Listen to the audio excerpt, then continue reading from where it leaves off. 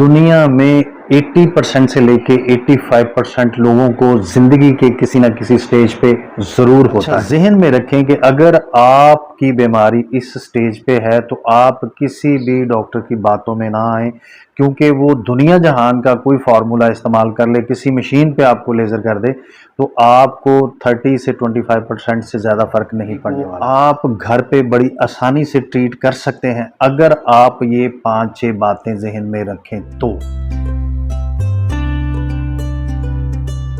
Acne दोस्तों, लोग हमारा चेहरा ही तो देखते हैं। अगर खुदा न खास्ता किसी भी शख्स के चेहरे के ऊपर एक्नी है या उसको एक्नी का प्रॉब्लम है तो ना सिर्फ उसका लिबास बेसूद हो जाता है बल्कि उसकी गुफ्तगू में कॉन्फिडेंस नाम की कोई चीज़ नहीं रहती। तो आज हम डिस्कस करेंगे एक्नी प्रॉब्लम को। दोस्तों, ये प्रॉब्लम सबसे ज़्यादा टीन एजर्स को, वैसे ये ज़िंदगी में किसी भी स्टेज पे हो सकता है लेकिन सबसे ज़्यादा टीन एजर्स में, टीन एजर्स से मुराद है 13 टू 19, इसके दरमियान इसके होने के ज़्यादा चांसेस हैं। सबसे पहले हम डिफाइन करते हैं कि एक्नी एक्चुअली कहते किसे हैं। जब आपके चेहरे के ऊपर किसी भी किस्म के ब्लैक हेड या वाइट हेड, और फिर उसके बाद उनकी अगली जो 3 स्टेजेस हैं जो हम आगे जाके डिस्कस करेंगे वो आपको हो जाती हैं, तो वो आपके चेहरे के ऊपर एक्नी कहलाती हैं। इसके अलावा अगर आपको कहीं एल्बो से ऊपर कोई पिंपल निकला है वो भी एक्नी में शुमार है। अगर अपर ब्रेस्ट से ऊपर है तो वो भी एक्नी में शुमार है। अगर गर्दन पे है और गर्दन से लेके पीछे हिप लाइन की तक अगर कोई पिंपल है तो वो भी एक्नी में शुमार होता है। इसके अलावा अगर टांगों पे है, किसी और जगह पे है, पेट पे है, तो वो एक्नी में शुमार नहीं होता। जी दोस्तों, एक्नी की 5 स्टेजेस हैं और अब आपने चेक करना है कि अगर आपको एक्नी की प्रॉब्लम है तो वो किस स्टेज पे है। सबसे जो इसकी पहली स्टेज है जिसमें ब्लैक हेड और वाइट हेड आपके चेहरे के ऊपर आते हैं तो वो कोमोडॉन्स कहलाते हैं। और इस स्टेज पे अगर आप थोड़ी सी समझदारी से काम लें तो कोमोडॉन एक्सट्रैक्टर्स मिलते हैं, तो आप अपने ब्लैक हेड और वाइट हेड को वहाँ स्किन से निकाल दें तो ये किसी हद तक का आपका मसला वहीं पे सॉल्व हो जाता है। उसके बाद इसकी सेकंड स्टेज है कोमोडॉन से आगे ये प्यूपल बनते हैं, ये दाने बनते हैं और रेडनेस इसमें होती है। और फिर थर्ड स्टेज है इसकी, जब इसमें पस पड़ जाती है तो ये पस्ट्यूल्स कहलाते हैं। ये तीसरी स्टेज है। और फिर जो तीसरी स्टेज से जब ये आगे बीमारी बढ़ती है तो फिर नोड्यूल्स बनते हैं जिसमें बॉल सा बन जाता है, जिसमें सिस्ट सी बन जाती है। और फिर इसके बाद चौथी स्टेज आती है जिसमें स्का बन जाता है, गड़ा सा बन जाता है। और ये वो स्टेज है जो मैंने पहले अर्ज किया कि आप दुनिया के किसी कोने में किसी डॉक्टर के पास चले जाएं तो ये ठीक होने वाली नहीं है। तो 30 टू 25% इसमें बेहतरी आ सकती है।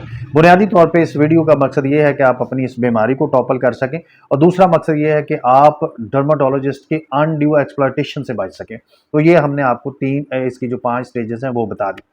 अब सवाल ये है कि ये जब होती है तो हमारे जिस्म में एक्चुअली होता क्या है, इसके मैकेनिज्म को समझ लें।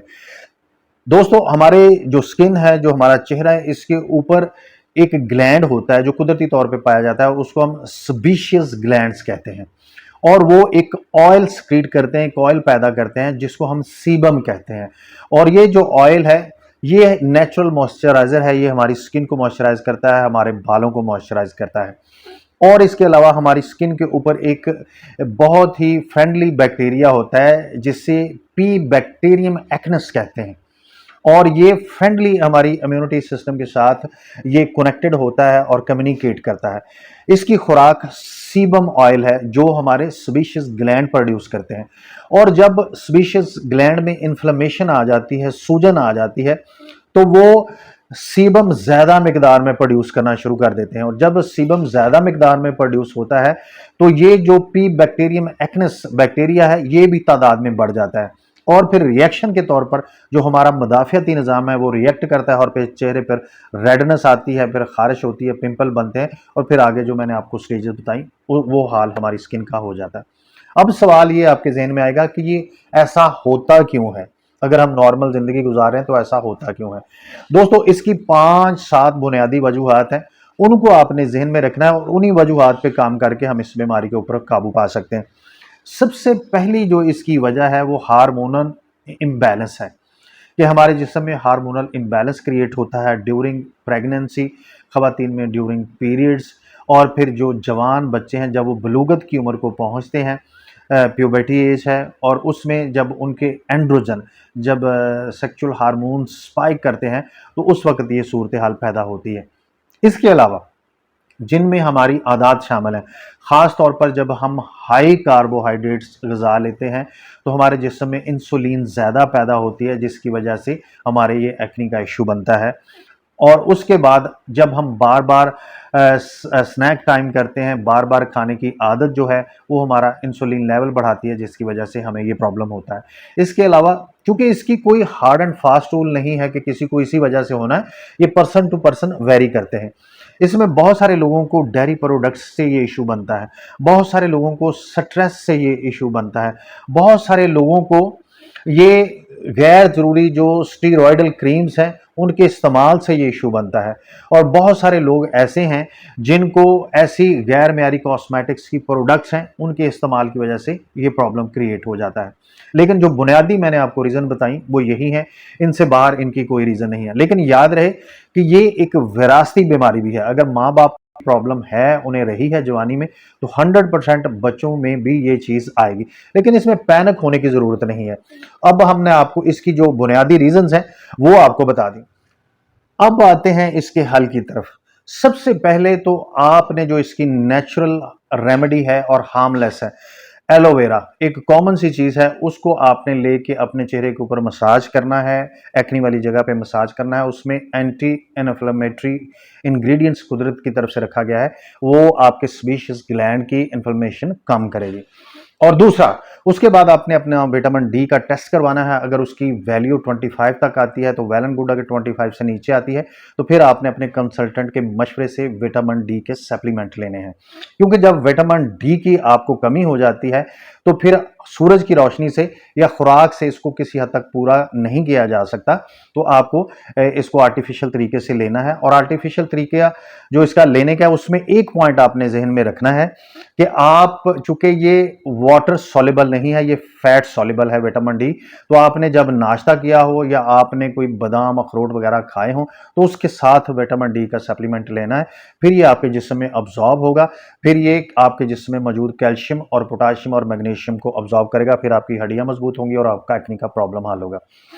और इसके बाद आपने कोशिश करनी है कि आप इंटरमीडिएट फास्ट करें, रोज़ा रखें 16 घंटे का, 12 घंटे का, 14 घंटे का, और अपना स्नैक टाइम कम करें, इससे भी सूरत हाल बेहतर होगी।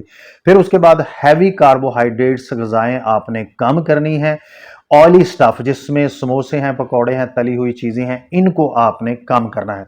उसके अलावा अगर आपको डेयरी प्रोडक्ट्स से एलर्जी है तो डेयरी प्रोडक्ट्स में आपने कमी लानी है। उसके अलावा अगर खुदा ना खास्ता आपके एग्जाम है या कोई और इशू है, आपका स्ट्रेस लेवल ज़्यादा है, तो उसको आपने मैनेज करना है, क्योंकि एक्ने की वो भी एक बहुत बड़ी रीज़न है। इसके अलावा दूध, दही और सोया मिल्क, ये आपकी विटामिन डी की कमी को पूरा करता है। और जब आप सूरज की रोशनी में भी बैठते हैं तो हमारी स्किन में, हमारे जिस्म में अल्लाह ताला ने ये मैकेनिज्म रखा है कि हमारी स्किन अल्टीमेटली, हमारा जिस्म विटामिन डी जनरेट करता है सूरज की रोशनी से मिलके। तो ये वो तरीके हैं जिनसे आपकी विटामिन डी की कमी पूरी होती है, और खुराक में जो आपको परहेज बताए हैं वो आपने करने हैं। दूसरा, इसमें सबसे अहम पॉइंट कि जब आपकी बीमारी कोमोडोन्स और प्यूपल और फिर उसके बाद पस्ट्यूल्स और फिर नड्यूल्स और फिर स्कार तक आ गई है, तो उसमें एक ट्रीटमेंट है आइसोटेट्रोनाइन। ये कैप्सूल फॉर्म में आपको दिया जाता है 6 माह के लिए। आइसोटेट्रोनाइन एक केमिकल है जिसका नाम मैं अर्ज कर रहा हूं। ये डर्माटोलॉजिस्ट आपको 6 माह के लिए कैप्सूल्स देते हैं और पूरी दुनिया में ऑथेंटिक ट्रीटमेंट माना जाता है। 25 से 30 हज़ार रुपये इसकी कॉस्ट है, और इससे आपको 70 to 80% फर्क पड़ जाता है। लेकिन इसमें नोट करने वाली बात यह है, जो मैंने आपको पहले अर्ज की, कि जब आपकी स्किन के ऊपर स्टेज 5 आ जाए एक्नी का, जिसमें स्कार्फ बन जाए, गड़े बन जाए, तो वो नाकाबिले इलाज है, वो किसी सूरत ख़त्म नहीं हो सकते। तो आपने किसी भी डर्माटोलॉजिस्ट की बातों में नहीं आना कि blue laser, white laser, green laser, वो कोई अफेक्ट नहीं करती। ये सारे पैसे बटोरने के तरीके हैं। तो कोशिश करें कि कोमोडोन्स के स्टेज पे आप इसको कोमोडोन्स एक्सट्रैक्टर के जरिए खुद इसको ट्रीट कर लें, क्योंकि इब्तदाई स्टेज पे हल्की सी एंटीबायोटिक है और थोड़ा सा परहेज है और सूरत हाल बेहतर हो जाती है। बाकी अगर ख़वातीन को PCOS है यानी कि पॉलीसिस्टिक ओवियन सिंड्रोम्स है, उसमें भी विटामिन डी की कमी हो जाती है। अगर आपके डाइजेस्टिव सिस्टम में कोई इश्यू है उसमें भी विटामिन डी की कमी हो जाती है। और अगर आप ज़रूरत से ज़्यादा चीनी इस्तेमाल कर रहे हैं तो उसमें भी विटामिन डी की कमी हो जाती है। तो आपने कोशिश करनी है, चूंकि विटामिन डी जो है वो आपकी सेबेशियस ग्लैंड की जो सिक्रीशन है सीबम की उसको कंट्रोल करता है, और जो आपकी पी बैक्टीरियम एक्नेस बैक्टीरिया की ग्रोथ है उसको भी कंट्रोल करता है। तो कोशिश ये करनी है कि आप विटामिन डी पे फोकस रहें और अपनी खुराक पे फोकस रहें, तो इंशाअल्लाह ताला अजीज आपका चेहरा इस काबिल हो जाएगा कि जिन्हों पंजाबी कहते हैं कि फिर तुसी लोगों ਨੂੰ ਮੂੰਹ ਵਿਖਾਉਣ ਦੇ काबिल हो जाओगे। लिहाजा ये बहुत सिंपल है और सादा है कि आप इसको मैनेज कर सकते हैं घर पे भी इब्तदाई स्टेज पे, वरना एडवांस स्टेज पे आपको अपनी पॉकेट ढीली करनी पड़ेगी। खुश रहिए, आबाद रहिए। अल्लाह ताला हम सबको जितनी हमें अच्छी बातें पता है उन पर अमल करने की तौफीक दे। आमीन सुमा आमीन।